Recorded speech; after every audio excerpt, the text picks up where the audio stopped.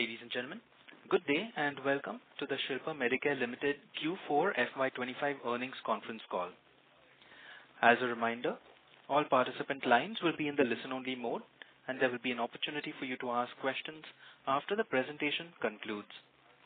Should you need assistance during this conference, please signal an operator by pressing star and then 0 on your touchtone phone. Please note that this conference is being recorded. I now hand the conference over to Mr. Monish Shah from Shilpa Medicare Ltd. He is the Head of Investor Relations. Thank you, and over to you, sir. Thank you, Darwin.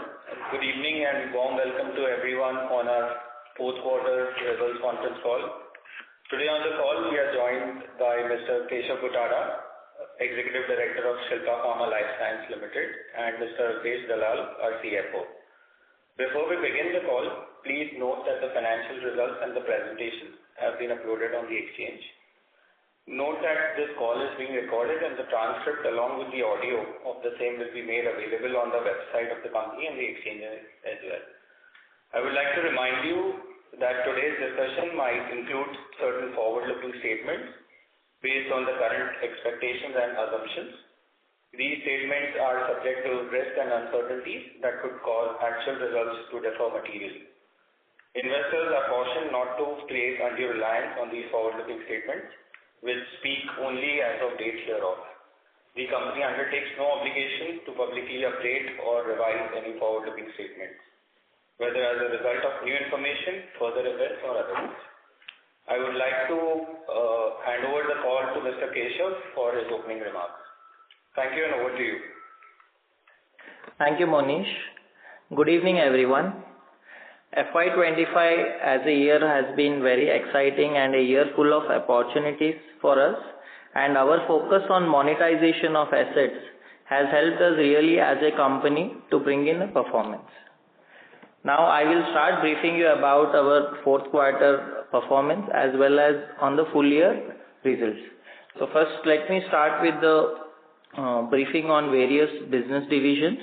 So overall my briefing will be divided into APIs, formulations, biologics. These are the three main divisions in which I will be giving you a firm update.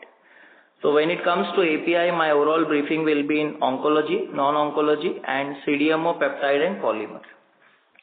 So when we talk about oncology for the current quarter, our first molecule, which is a NCE molecule, which we are doing it for the innovator customer, their phase 3 clinical study is completed, and we understand from the customer that the results are very promising. And now subsequently after that, they will be planning the DMF filing and subsequently their finished product filing. For the product, the customer has reviewed the breakthrough designation for bladder cancer, and the filing is expected in FY'26. The second molecule, which Shilpa is supplying the oncology API to the customer, the phase 3 clinical studies is ongoing for our customer. Apart from that, the molecules like methotrexate, for which CEP is already filed, the CEP review is going on track, and we are expected to have approval in current financial year, FY'26. Nilotinib, which was a non-infringing API developed by Shilpa, and for which even the formulation was non-infringing, the product is successfully launched by our formulation division, for which API supplies were successfully done by our API division.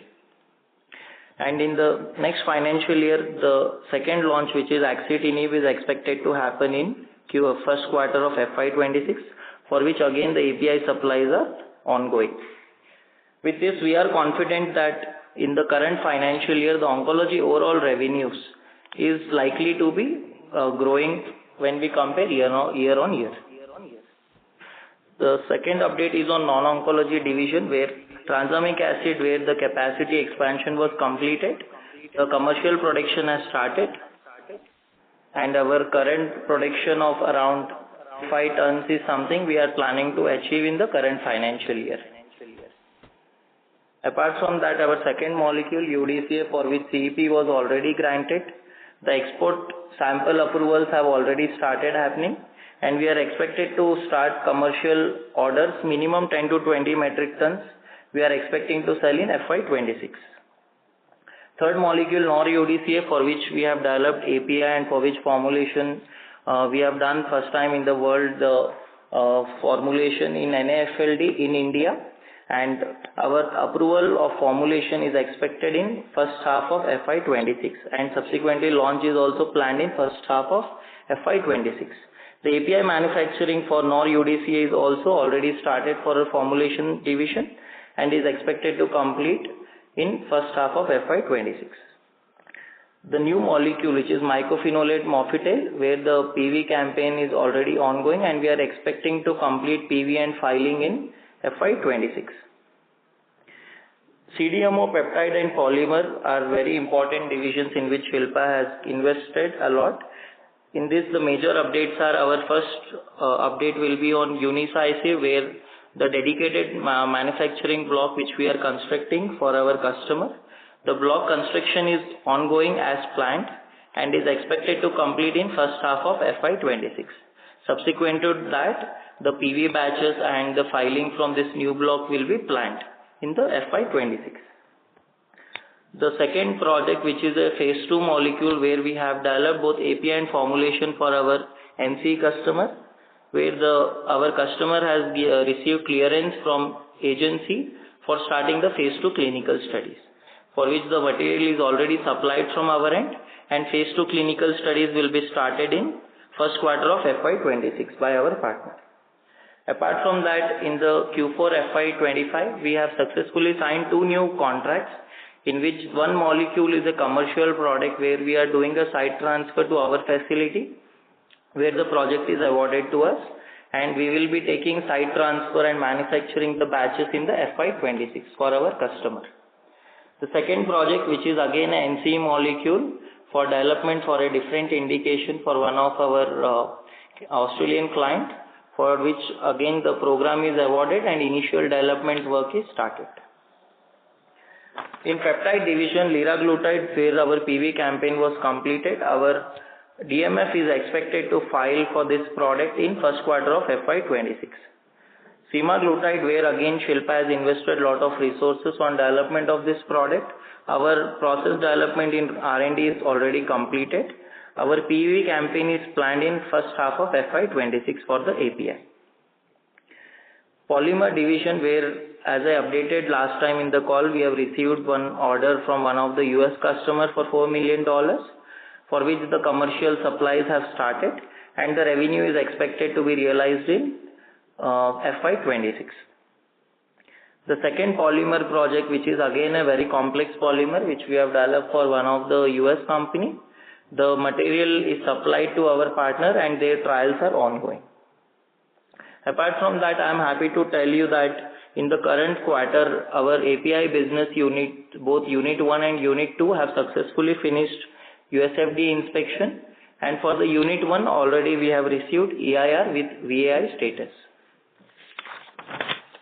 Now let me start briefing about our formulation division.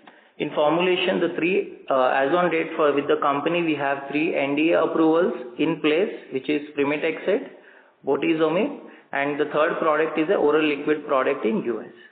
All the 3 product commercial launches have completed and revenues will be realized in FY'26. Bortezomib, which was the last launch which was pending, is completed in the fourth quarter of FY'26 by our partner. Apart from that, for the Europe market, where nilotinib was launched, is currently doing well, and as on date there is no competition in the market, and there is a good market share which our partner has taken in Europe. Second molecule, which is axitinib, which Europe launch is expected to have in Q1 FY'26, for which already the supply orders in formulation are in place and we are expecting deliveries in first quarter of FY'26. NOR-UDCA, which is again a NCE molecule which Shilpa has done a clinical study in India for NAFLD.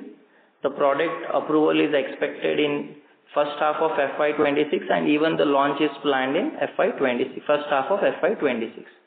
And already for the said product, company has partnered with various companies in India. Apart from that, the transdermal patches, which is a very specialty division in which the first product, rotigotine transdermal patch, The company has already filed and expecting approval in FY'26. Our DCP procedure review is ongoing. The second transdermal project, which is again a very complex transdermal patch, which we are developing against a tablet, for which the pilot bio is successfully completed, and now the PV batches and clinical studies are expected to start in FY'26. SML-ING-011, which is a long-acting injectable which we have developed, again very unique product where we have our own IP, for which the phase 3 study is expected to complete in Q3 FY'26, and subsequently we will be filing this product in India. And parallelly for the said product, European scientific advice is already submitted. So for this molecule, we will be going ahead with the US and Europe studies also subsequently in FY'26. Our major focus for the formulations will be on advancing 2 to 3 new such specialty pipeline to the advanced stage, and also progressing on our ongoing developments. And on the regulatory side, I am happy to tell you that for our transdermal patch and ODF facility, we have received our EU GMP certificate in the current quarter. Apart from that, on the USFDA issue for our formulation manufacturing facility, the USFDA remediation is completed from our end, and we are waiting for the response from agency. Now I'll start briefing you about biologics division. In biologics, the adalimumab, which is our first commercial molecule launched in India, the sales is doing well, and for the current year with the additional indications approval, we are expecting to have a double of sales in the current financial year FY'26.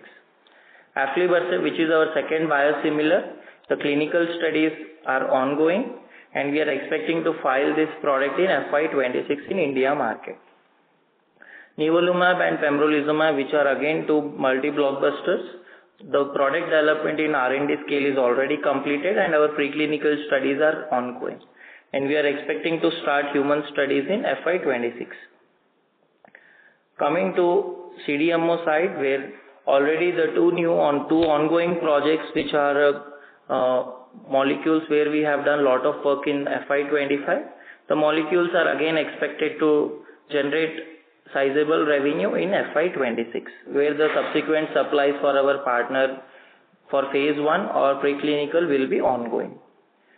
For the current quarter, we have signed one more large-scale microbial long-term contract for more than 5 years, for which we will be developing both DS and DP, and we will be supplying to our partner, which is a binding contract. Apart from that, there is a second project which is a mammalian project, which we have again signed with one of the US customers, and for which we will be starting the development work. We are seeing very good traction on the CDMO side, especially on the biologics facility, and we are expecting to add more logos in the current financial year FY'26. Apart from that, our deal with Maptree Biologics, where it's an NBA asset for which Shilpa will be exclusively developing for our partner, the cell line delivery is expected in first half of FY'26, and our customer is expecting to start their investigational trial in FY'26. I'm happy to tell you again on biologics side that our facility has received EU GMP approval, which again gives a very good convincing answer to various customers that the facility is very well capable of supplying to Europe also and the global markets.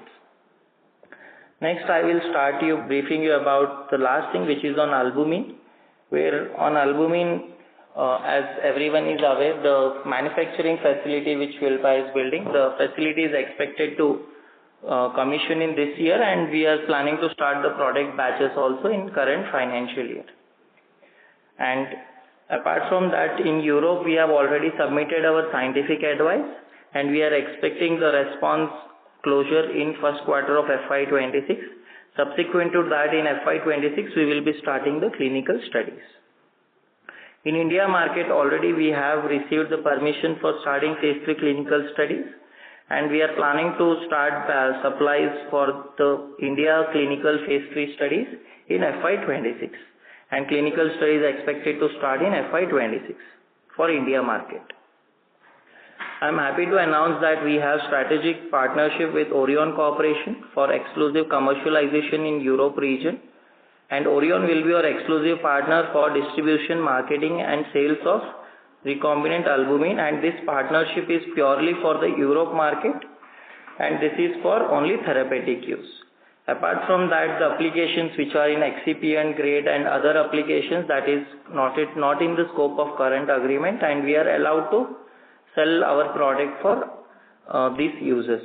Apart from that, this deal is mainly for Europe market, and we are still open for US and all other rest of the world and India market. This underscores the commitment we have had to this project over past 8 years. We have made significant strides over the years, and we are confident of commercially launching this product in years to come. With this, I would end my briefing on business, and at the end I would want to tell all our investors that as a company we are very focused on monetizing the assets, and whatever assets which Shilpa has invested over years, we will ensure that we get revenues from each one of them. With that, thank you, and I hand over to Mr. Alpesh Dalal. Thanks, Keshav, and good evening, everyone. Let me briefly take you through the financial performance for the fourth quarter and the full year ended FY'25. Our total revenue for the quarter stood at 338 crores, recording a growth of 15% year-on-year and growing 13% for the full year at rupees 1,310 crore. The growth for the year was largely driven by higher growth in finished dosage form and biologics verticals. Right. On the gross margin front, our gross margin for the quarter improved by 200 basis points at 69% compared to the same quarter last year. And this improvement came despite lower contribution from licensing income and CDMO revenues, which also underscores the profitability of our business model. The EBITDA for the quarter was at rupees 84 crore as compared to 73 crore in fourth quarter last year, showcasing a growth of 15% year-on-year, whereas EBITDA for the whole year was at rupees 340 crore as against 253 crore last year. The EBITDA margin for the quarter were at 25%, whereas for the full year the margins were at 26%. With the improving business mix and high utilization of assets, we could expect some further improvement in the EBITDA in future quarters. I'm also happy to share that our interest burden has started coming down, and with the interest cost declining by 38% year-on-year for the quarter. Going forward as well, I believe that there are savings expected out of lower interest costs. During the year, we repaid high-cost NCD loans of rupees 300 crore out of the proceeds of QIP and replaced another 75 crore NCD with a significant lower cost loan. We expect to repay the balance NCD of 75 crore by mid of August 25 to enable further reduction in our interest burden. On the tax front, our effective tax rate for the year has reduced to 36% compared to 41% last year on the back of conversion of loans given to subsidiaries into equity, resulting in a lower tax expense. During the year, we also had a one-time exceptional item pertaining to settlement of our pending litigation with Celltrion, amounting to rupees 29 crores. But adjusted for exceptional items for the quarter stood at rupees 33 crores versus 20 crores for on year-on-year basis, whereas adjusted PAT for FY'25 was rupees 97 crore, growing by more than 2.5 times compared to previous year. On the segmental performance for the quarter, our API business clocked a revenue of 188 crores, growing 3% year-on-year. In this business, we have done portfolio rationalization and also improved offtake of key products from our newly expanded capacities. Formulation business revenues for the quarter were at 133%, growing 38% year-on-year.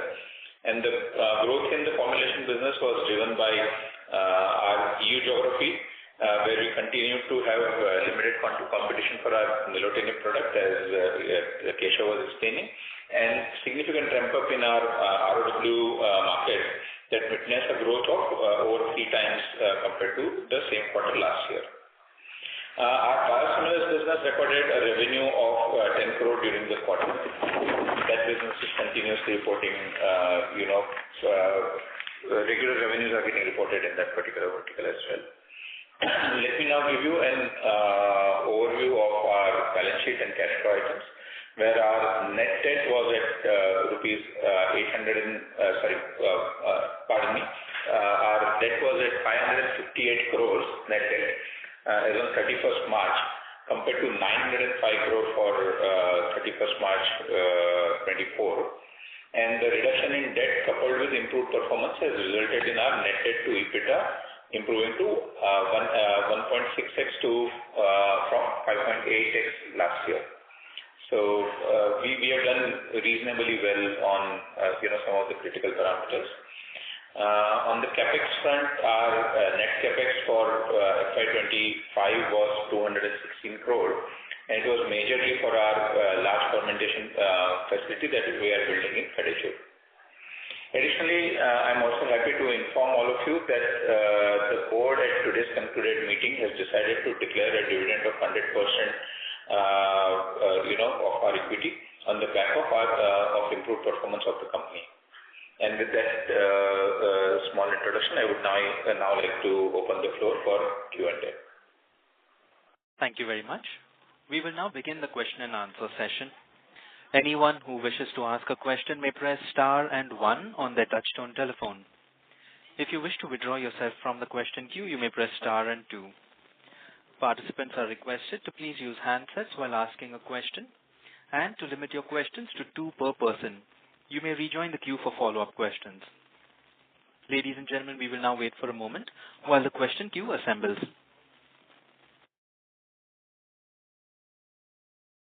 We have a first question from the line of Krisha Kansara from Molecule Ventures. Please go ahead. Yeah. Thank you for giving me this opportunity, sir. My first question is related to the biologics segment. So you mentioned that the sales from adalimumab will double in FY'26. Now, if we see in FY'25, the segment reported close to 75 crore of top line. So if you can give us the breakup of this 75 crore number, how much was from the CDMO segment and how much was contributed by adalimumab? That is my first question. Yeah, thanks, Risha. So if we see on overall biologic segment, in adalimumab, we have clocked a revenue of 15 to 20 crores, okay, in the last financial year, okay, which is expected to double in FY'26. Is it clear? And rest of the revenue, whatever we have, is a CDMO revenue and a licensing revenue. It's a mix of both. So exact number, how much it is, we can send you later. Okay. Yeah.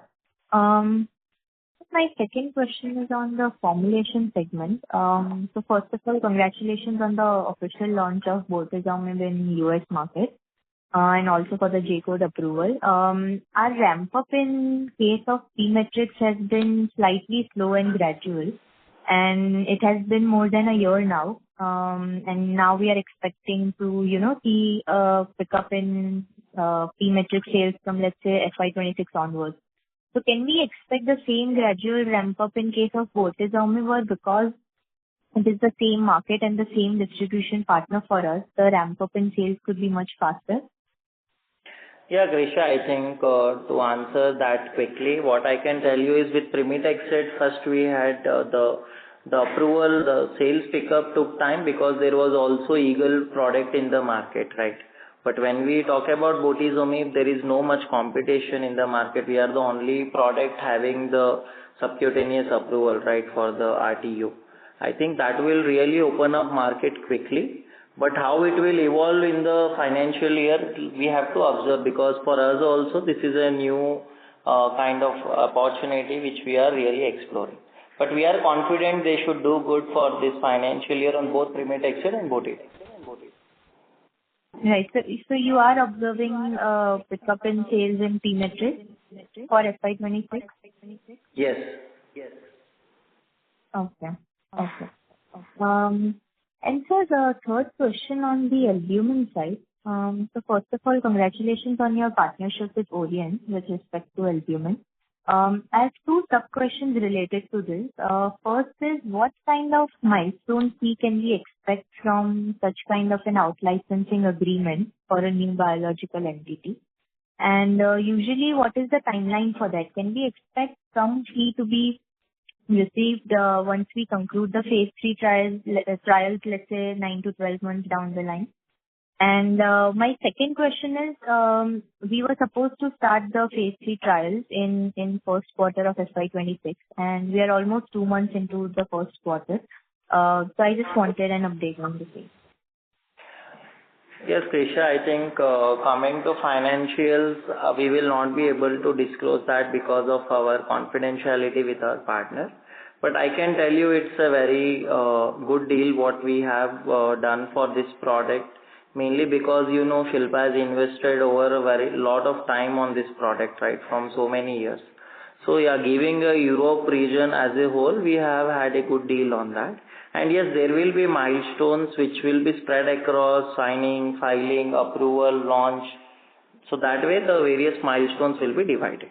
And yes, coming to the second question on the clinical studies, we were expecting to start in first quarter, you are right, but I think we may have some delay, maybe it may move to 1 or 2 quarters because we are trying to give our phase 3 clinical study supply from our new facility. So that the new facility is in our part of our dossier from day one. Okay, so what is the delay that we can expect for phase 3? See, it may move by 1 to 2 quarters, yeah. Okay. Yeah. And so quickly on the import alert side, we have completed all the remediation initiatives and all. Now, my question is, have we received any final inspection dates from US FDA? Then why I'm asking this is because once we are through with this issue, we might see some kind of improvement in our margins because the cut that we basically pay to the CMO players as of now for our US formulations will no longer be paid. So, any update on the date inspection, the final inspection date, and also is my understanding on the margin improvement correct? No, Krisha, there are two things. See, first thing on the FDA import alert thing, yes, see, we have completed all the remediation activities, and lately what we have seen is FDA is more doing surprise inspections. Okay. So I think we will surely have, or we are likely to have in the current financial year, a surprise inspection what we feel. So this is something which we know currently. And apart from that, the second question on the margin improvement will not happen because we are currently paying to the CMO. That cost is not significant. Only improvement what will happen once the US approval of the facility happens is we may see a good increase in the CDMO revenue, and apart from that, our existing products which are not, where the final approval is not received, they are all approval will get started. Right. Okay. I have a few more questions. I'll join back with you. Yeah. Thank you. Our next question comes from the line of Rupesh Tatia from Sri Rama Managers PMS. Please go ahead. Hello, sir. Thank you for the opportunity. My first question, sir, is on this formulation slide, slide number 17. The licensing revenue, it was 34 crore in Q4 FY'24. It has gone down to 24 crore in Q4 FY'25. My understanding was with new product launches, I mean, we have launched nilotinib, pemetrexed, bortezomib. So my understanding was this revenue should have gone up. So can you explain why it didn't go up? And then overall on FY'25 we have this 181 crore revenue. So can you give some idea about how much of it is one-time milestone payments and how much of it is linked with the sales or the production of the formulation? Yeah, see, Rupesh, first thing is when the product is commercialized, okay, in any of the market, The revenue line item where we will be reporting the numbers, that will not be in licensing, that will be in the sales revenue. Okay. So if you see the numbers what we have shared, the Europe revenues have increased, right? So whatever sales revenue which we have generated from nilotinib or any profit share, that all will come in the Europe business sales, not in licensing. Okay. And apart from that, on your question on decrease of revenue from fourth quarter FY'24 to fourth quarter FY'25, right? Or even from third quarter to fourth quarter, licensing revenue is such a way, as I mentioned in previous call also, that is a product once we out-license, there will be various milestones which will be there for the product. So sometimes in some quarter you will see it will be more, some quarter it will be less, but it will be not that it will go significantly lower. So the variation will be there, but only the kind of product mix which we have out-licensed in that quarter, that will define my licensing income. And of the last year, how much was a one-time? There was no one-time income as such. We will have, as I mentioned, we have a strong pipeline of molecules. So once one molecule in first quarter I have out-licensed, second quarter there will be one more molecule, third quarter there will be one more molecule. And every year we will add new pipeline. At the same time, my existing pipeline I will advance and out-license.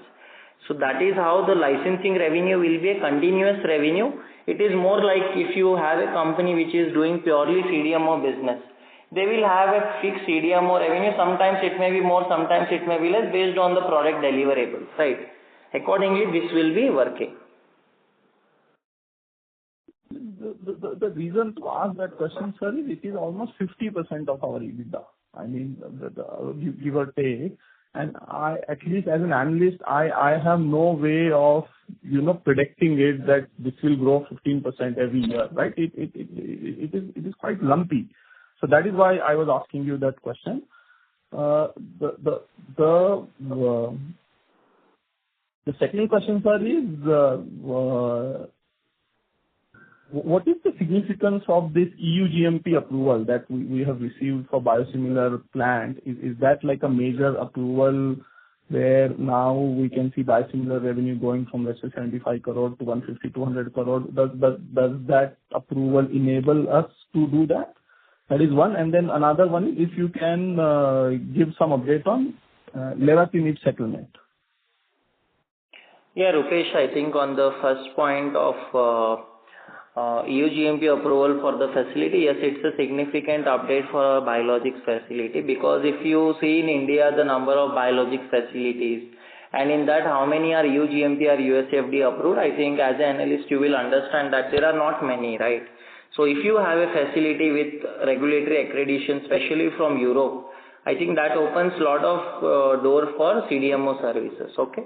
And yes, the revenue is expected to increase. How much it will be in this year, how much it will be in next year, it will all be decided mainly on the CDMO revenues which we will have and how many contracts we will get in every quarter, right? So we have to observe that with time. But yes, we are confident as a company that this approval will give us good uptake for CDMO revenues. And on the second question was on?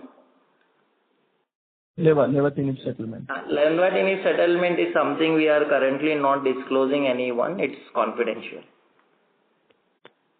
Okay. And then my final question, sir, is when are we expected to recruit all the patients for albumin phase 3, and when can we see some results of that? See, for albumin, once we start our clinical study duration is between 12 to 15 months, where I am telling including the study, dosing, the analysis and report. So that will be... First patient has been recruited, sir? No. See, for patient recruitment, first we have to supply the material, and supply of material from the facility which we have commissioned, right, the large scale microbial facility. From there, if we are supplying, and with that only if the clinical study will start, then once I file my product from the same facility, I can commercialize also. So what is our current plan is from the new facility, right, the large scale facility, there the batches are ongoing, and once that is completed in this current year, right, maybe sometime in Q2 or Q3, we are expecting to start our phase 3 clinical studies for India. That is the plan. And in next year, we will be completing our phase 3 study. Okay. And where are we on the non-therapeutic usage? Your non-therapeutic, as I explained in the previous calls also, I will be able to give you more clear picture in the next financial year once I see how is the uptake. But yes, we have started seeding our samples in various customers and they are testing our product. Okay. Thank you. Thank you for answering my question, sir. I'll come back in the queue. Yeah, thank you. Thank you. Our next question comes from the line of Meet Katrodia from Niveshaay. Please go ahead. Yeah, sir, thank you so much for the opportunity. Sir, my question was on the part of CDMO business. Beyond the commitment of 20 million tablets, is there any visibility for further scale-up in FY'27 or FY'28? Or also, could you help us to understand the expected annual revenue from this engagement? Sorry, Meet, your voice was not clear. Yeah, sir. Sorry. Sir, beyond the commitment of 20 million tablets, is there any visibility for further scale-up in FY'27 or FY'28? Also, could you help us to understand the expected annual revenue from this engagement or CDMO partnership? Yeah, Meet, I think I will not be able to give you how much will be the expected revenue, but for sure I can tell you that at least up to 20 million we have visibility, and the kind of indication where this molecule is targeted, we are expecting it to do better. But once the product is launched and it is in market, then only we can give you more clear picture on that. Okay. So second question is on part of intangible assets. So there is also a good rise in intangible assets. So how we plan to impair or amortize these intangible assets? Could you throw some light on it? Yeah. So, Meet, we follow a very structured policy for, amortizing the intangibles. At a point in time when we start commercial usage of that particular intangible asset, we end up amortizing it over its useful life. We have generally come to a conclusion that broadly that useful life should be on an average at about 10 years. So we amortize it over a period of 10 years. Okay. Thank you so much. Yeah. Thank you. Thank you. Ladies and gentlemen, to ask a question, you may please press star and 1. Our next question is from the line of Kumar Saurabh from Scientific Investing. Please go ahead. Hi, hope I'm audible. You are audible, sir. You may proceed. Yeah. So my question is on the recombinant albumin, where I understand is from the overall market, this share is only 5% and it is dominated by 3 global players. So first question is, are we targeting more than this 5% market, and how we plan to compete against the bigger players? And given I think it's the cost which will kind of bring this in favor if we want to take a bigger share. So how do we plan to fight on the cost side to have a bigger market share? Yeah, I think, Saurabh, first thing, currently with recombinant albumin, where specifically the application which we are targeting is a therapeutic use, where currently recombinant albumin globally there is no approved product for therapeutic use, That is first part which I want to clarify. So recombinant albumin, whatever you will see some market where people are selling it as a excipient grade. So that is completely different market which is for non-therapeutic applications, Apart from that, how do we see to ramp up? See, our partnership with Orion, I think that itself will give you a clear picture that the molecule has very good potential of selling. And obviously, if we are cost competitive, then only when any partner will come and sign with you for the product, right? So we are confident that we are cost competitive and manufacturing wise as well as clinically and getting the product to market, we are confident. Okay. So my second question is around some of the new products like rotigotine or bortezomib. So these are expected to be launched in FY'26, and I heard in your commentary also. If you can talk something about the addressable market size of these opportunities, and what is the kind of market share we want to take in some of these molecules, products? See, mainly in transdermal patches globally, there are not many companies who are working on it, okay? And for products like rotigotine, where we already know there is details in public domain also, where many people have taken this product in grid, but they have failed either in clinical or manufacturing wise, right? So totally the end market for rotigotine as on date Europe is I think more than 200 million euros as per IQVIA data. And what we are targeting as a product is because we have already partnered for this product with one of the very good European company who is very strong in selling Parkinson's disease products. So this is an add-on to their already existing sales force where they have experience of selling such products. So yes, there is a good sizable opportunity for us, and we just need to see how it will evolve based on numbers. Sure. And so last question, because I have started studying the company only from last 2-3 months. The CDMO and the biologics business, I think a lot of effort and a lot of investment has gone, but the numbers doesn't reflect the actual potential. So one question is, what is like if the business performs up to its potential, maybe in next 3-4 years, what is the expected asset turn out of this business, and what do you feel is going to be a sustainable, return on capital on this investment?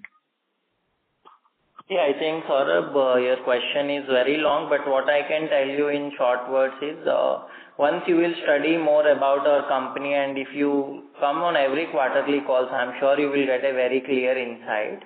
But as a company, if you see in India, right, very few companies are there who is having good development and manufacturing platform like Shilpa, because we can do small molecules, we can do peptides, we can do polymers, we can do biologics, we can do ADCs, we can do injectable, we can do oral solid, we can do PFS.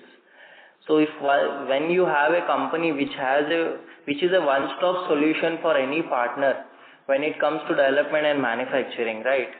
Where I feel the opportunity what we are talking is significant, and in years to come with more focus on CDMO, we are confident that each of these assets will start giving us returns.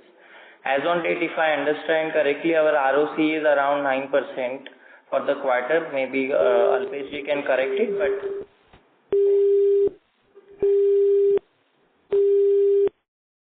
hello? Yeah, I'm there on the I think there is some noise in the back. Yeah, I'm there on the call. Sorry, there is some network issue. We are having someone disconnected the call. Yeah. Am I audible now? You are audible, sir. You may proceed. Yeah. So I think I have answered my question, your question, I hope so. Yeah, I disconnected. Maybe we can continue the call. Certainly. Ladies and gentlemen, if you wish to ask questions, you may please press star and 1. Our next question is from the line of Ajay Surya from Niveshaay. Please go ahead. Thanks for the opportunity. So my question is on albumin. Sir, so with the Orion partnership in place, can you please provide more clarity on the regulatory filing timeline, the expected launch year, and more on our readiness in terms of our fermentation capacity? Yeah, Ajay, as I already mentioned, right, our manufacturing facility for supplying this recombinant albumin is almost ready, and we are already starting our scale-up batches in this facility. We have already started. So manufacturing-wise, we are confident and we are ready with the product. Only thing is, once the scale-up and the registration batches, all these things will finish in this year and supply to clinical. That's the only milestone which we are targeting for the current financial year. Once we do that, once the product is in clinic, it's a 1 year, 12 to 15 months timeline for completion of the clinical study and subsequently filing and approval. That's the plan. Got it. So my next question, sir, how do we compare the recombinant albumin in terms of cost? Like, where would Shilpa be placed versus other players like the larger players like Albumedics? And how much of our capacity, the total capacity which we plan to put in, so how much of that capacity do we plan to target for the therapeutic grade and the excipient grade? Can you give any breakup on that? No, Ajay, I think giving breakup on capacity wise, which will happen from 2 years later, right, it will be not at all possible for us currently. But what I can tell you is our major market focus will be on therapeutic use, because that's a very large sizable market for which we have built this facility and we are targeting. Apart from that, non-therapeutic is surely something where once we get customers, we will supply. But I think major of our capacity will be utilized for our therapeutic applications. And on the costing side, if you can help me, like... The costing, I can only tell you we are competitive. I think that's the only sentence which I can use for that. And sir, one last question. Sir, if we look at the human grade albumin market, which is quite large, maybe to the extent of 7-8 billion, but wanted to understand how much extent can the recombinant albumin replace this market, because it may, to our understanding, this cannot be replaced completely. So just wanted to understand to how much extent can this replace. And we also mentioned that as of now there is no other company which is doing apart from the excipient grade. They are not targeting. So wanted to understand why are other companies not targeting for the therapeutic grade? Is it because of the lower addressable market, or is there any lack of my understanding? If you can help on that.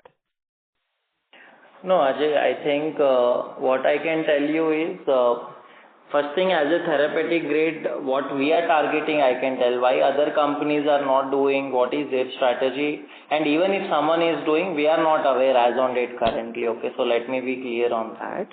So what we have done as a product is, because if you have read about our company, we have invested in albumin almost 7-8 years before, where we acquired company, we built this asset, we completely scaled up the development of fermentation process, then we even did preclinical studies, we even did phase 1 clinical studies. So this is a long journey which every company has a different strategy, right? Got it. Answer on the how much of the extent can this RHA replace the human grade albumin market? That we cannot tell today, Ajay. I think we have to observe that with time. Got it. And sir, if I can chip in one more question. Sir, over the last 3 years, if I look at our service income and license fees, it has grown nearly 3x from like 94 crore in FY'23 to almost 310 crore in FY'25.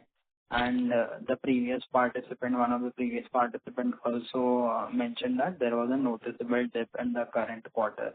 So just wanted to know the thoughts on the sustainability of this growth. How much of this growth is driven by recurring royalty income versus milestone based, or is it like a one-time payment? And going forward with the Unicisive and this Orion partnership, should we expect a more predictable revenue stream, or will this line item continue to be lump in nature? Yeah, I think Alpesh, you can answer this question. Sir, there was some challenge in hearing the question here. Can you repeat the question, please? Yeah, sir. So in the last 3 years, the service income and license fees has grown nearly 3x, like from 94 to 310 crore.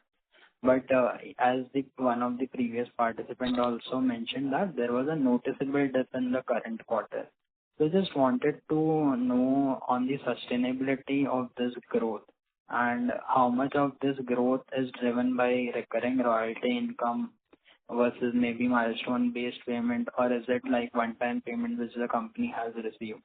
So going forward with the Unicisive order and this Orion partnership, so should we expect a more predictable revenue stream from this segment, or will this line item continue to be lumpy in nature? I had adequately, explained this a little earlier in the call, that licensing revenues that we receive, right, are towards, the initial signing as well as certain milestones related to, few project development that happens, or the filing that happens, or the approval that comes through, or the launch that happens. Once the product is launched and commercial supplies start, they do not form part of the licensing income bit, right? That is part one. Part two, our company has remained a B2B company where we do develop products and out-license to various potential partners. So, as with any pharma company, we do have a developmental pipeline. And as and when we keep developing more and more products, we keep out-licensing them. So that out-licensing the molecules or the products is part of our normal strategy and business revenue stream. Having said that, yes, because different molecules can have different potential and in different geographies, and even the timelines for some of these milestones when they accrue could differ. So there could be lumpiness in few quarters, but by and large, because we have a larger or broader portfolio base, we should be in a position to generate this revenue fairly regularly. Okay, sir. Got it. All the best for future. Thank you very much. Thank you. Our next question comes from the line of Tushar from MK Ventures. Please go ahead. Yeah, thanks for the opportunity. So the CDMO revenue that we typically generate, we have multiple heads under which we are booking revenues, right? So we have API CDMO, we have some formulation CMO projects, we also have biologic CDMO. Can you help aggregate the revenue which is being booked under different heads? What would be the component of revenue generated for us, which is basically where we are working with innovators or a large pharma or biotechs, and which can be sort of classified in the nature of a CDMO project, even if it is right now being bucketed in different heads. I'm just trying to understand what is the total component of work that we're doing, which can be or which is by other firms classified as CDMO, which we may be putting under different heads. And also how many projects, some more qualitative details on the CDMO part of business. Yeah, thanks, Tushar. I think if you see overall details what we have given on the investor presentation also, our revenue is on rate almost for FY’25 around 158 crores, which is something we have clearly mentioned. And number of programs, it is more than 20 plus programs which we have currently in our CDMO segment. And what we are trying to even do is in the years to come or in the next financial year, even segregate CDMO revenues. We are even considering that and showing it separately. So, but overall, yes, there is a lot of opportunity of CDMO work which already company has done, where you will see already we are clocking a revenue of 158 crores for FY’25. But let's say at the beginning of this call, there was this commentary on a couple of oncology projects in the API business, which what I could figure out from the call is more in the nature of developmental work being done for the innovator. But if your commentary puts it under oncology API business, has that been counted under CDMO, or would that be separate from the 158 crores? No, it's already included in 158 crores currently as part of oncology. And going forward, see, we are trying to segregate and make people understand more clearly all these revenues, because initially this was a revenue we were not segregating separately as a CDMO revenue. So our dedicated CDMO reporting numbers we have just started from last few years, right? So that is the clarity. Got it. Also, given that, both biologics as well as, the number of projects on the CDMO side and developmental projects, lot of projects there is, pivotal outcomes expected in FY'26 and maybe FY'27. Would it be fair to assume that, from this year onwards, we should see an accelerated, improvement in the overall earnings profile and the return on capital generated, given that a lot of the projects for which costs have already been incurred or, so, do we see a sharp operating leverage hit the business this year, in short? Tushar, I think only what I can tell you is we are expected to do good in the upcoming financial year also. That is what I can tell you clearly. Sure. Can you highlight some more about the new CDMO projects in biologics that you have picked up? Yeah, the major opportunities which I mentioned you in biologics, right, where it's one of the project is a long-term collaboration which we have done with one of the partner, which is a long-term contract where we are developing them for them both drug substance and drug product, and post that we also have commercial supplies for minimum 3 to 5 years. That is one such program, and apart from that there are several NB programs which already we are under development for our partners. Some are under preclinical, some are in phase 1. Keshav, last question on Unicisiv. I think we are expecting the approval for Unicisiv product in this financial year, right? I think it was the first half of the financial year. That remains on track? Would you have an idea of that? No, Tushar, that approval doesn't remain on track. We are expecting approval in this financial year, currently what we feel. But we have to observe this with time, how it will evolve. But overall, from a revenue perspective for the company, there is no major change, because the revenue numbers which we have considered for Unicisiv, which was post-commercial launch, and the significant revenues were considered in next, which is in FY'27. So I think still we remain on track for that. Let's see how the things are evolving. I will be able to give you more clear picture in maybe Q2 FY'26. Okay, sure. Thank you so much for the opportunity. Yeah, thank you. Thank you. The next question is from the line of Gaurav T. from Antique. Please go ahead. Yeah, thank you for the opportunity. Good evening. Sir, the presentation still talks about PDUFA date for OLC on June 28, 2025. So has the partner got some queries on the filing, and that's why we're expecting a delay now? Yeah, I think Gaurav, what happens is PDUFA date still remains same, but majorly the issue is the facility where the batches were done. The facility had some issues with USFDA, where the company is working on remediation. Meantime, what we have done is we have also successfully completed a manufacturing of registration batches from the new facility also, from which our partner is planning to put this new facility also in the application. So PDUFA date still remains same. Once we apply this new facility, right, then we have to see how the negotiation happens with agency on the approval and launch. Which facility was this expected? Which is facing? Sorry to interrupt, Gaurav, but your line seems to be muffled. Okay, is this better? Yes, sorry. Please go ahead. Sorry, so which facility was this expected to be supplied from? That's confidential, Gaurav. We cannot disclose. Okay. So we're not expecting launch. Okay. So the major growth driver this year will then come from the formulation division, right? Is that understanding correct?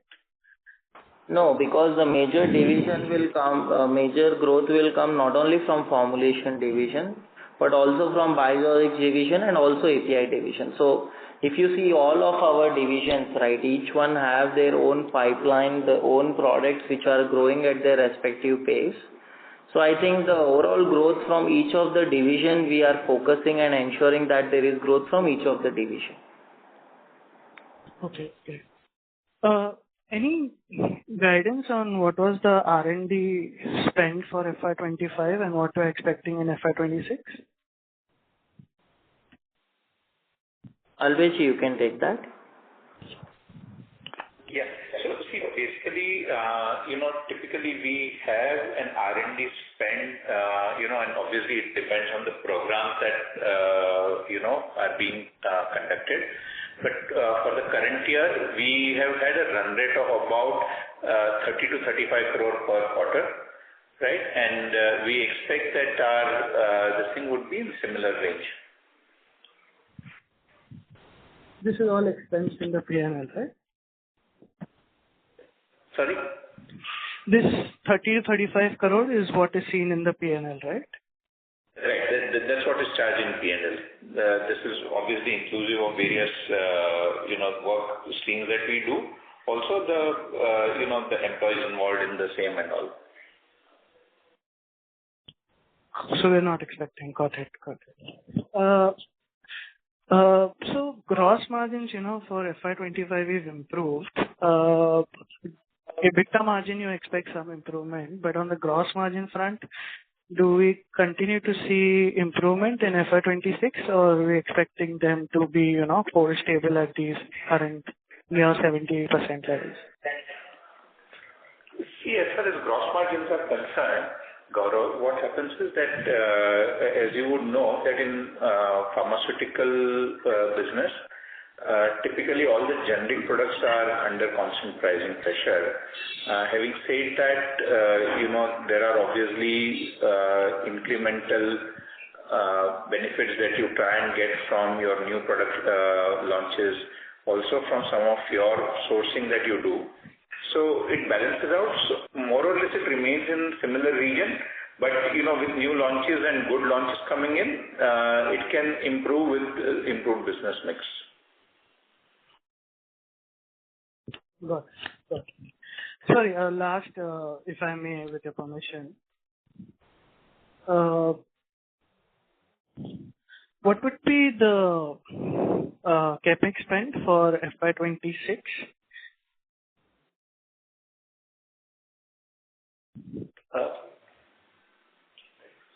Keshav, would you like to take it?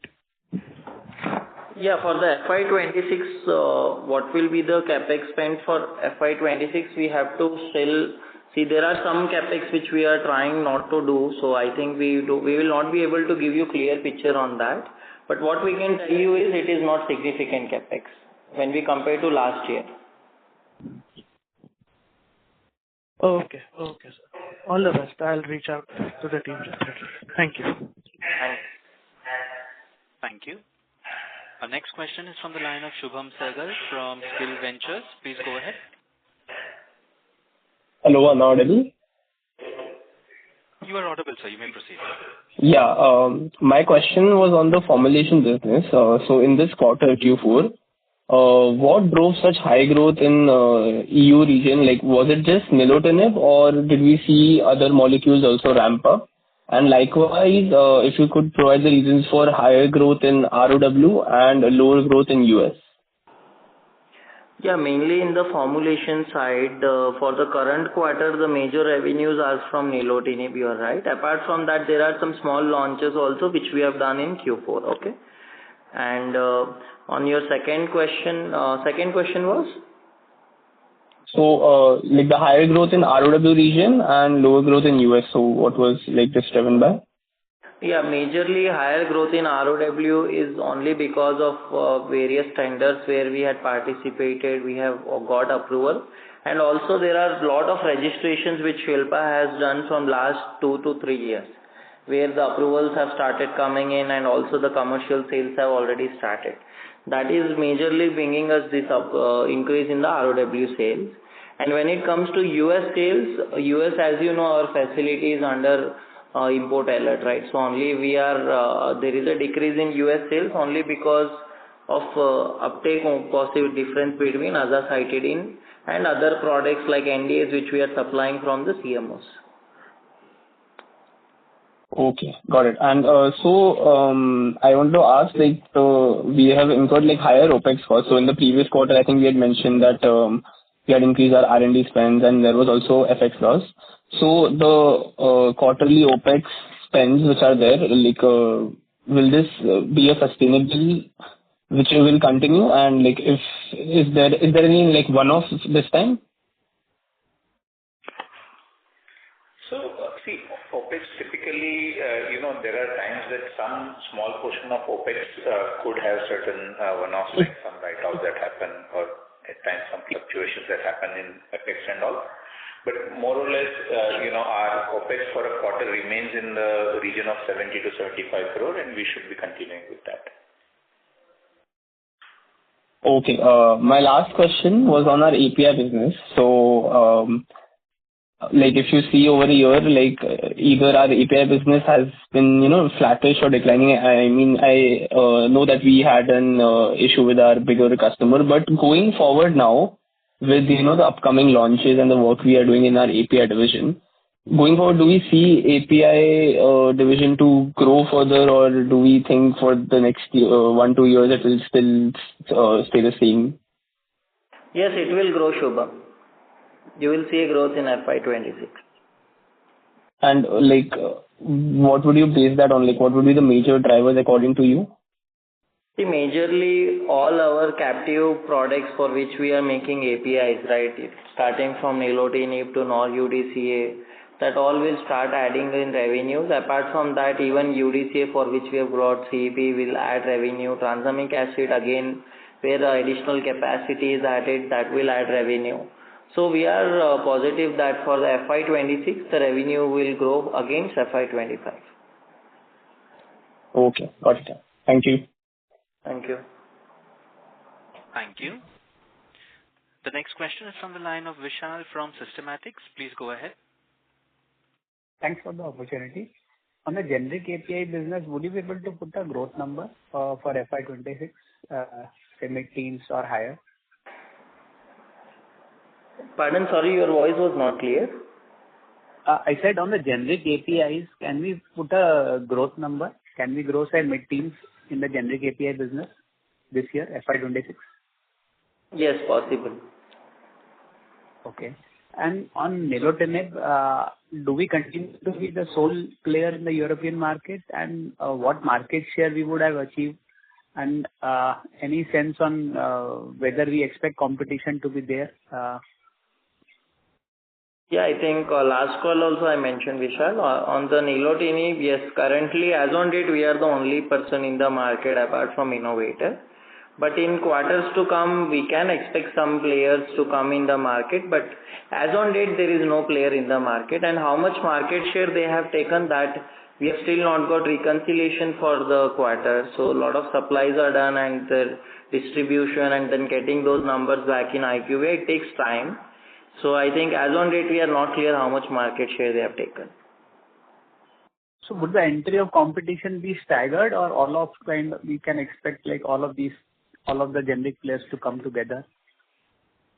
See, I think we will not expect like generic like other products where there is suddenly the 10% price has come. It will not be like that for sure. How many players will come, that only time can tell.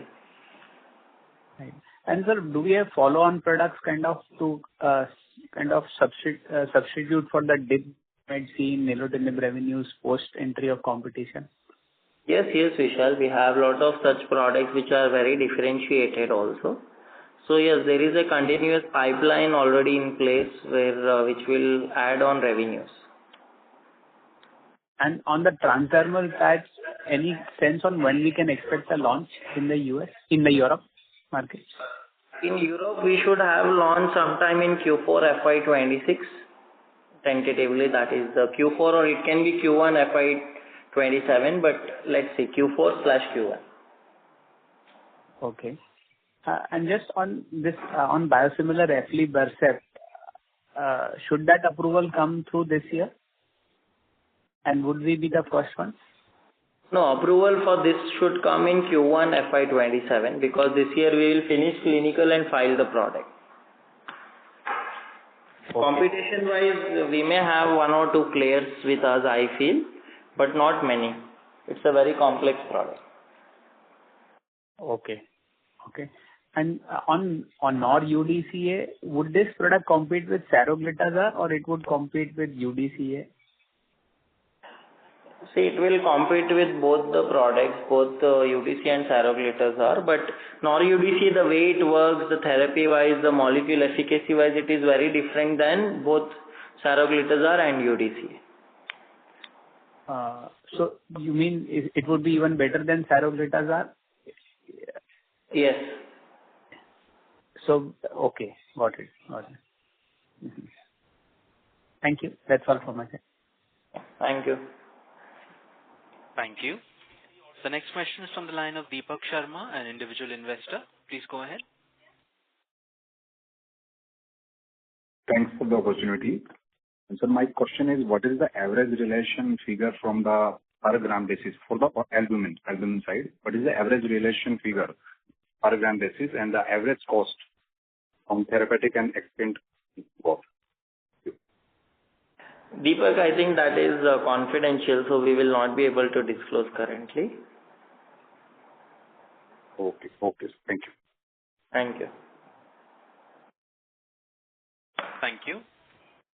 Ladies and gentlemen, due to paucity of time, we will take that as our last question for today. I would now like to hand the conference over to the management for closing comments.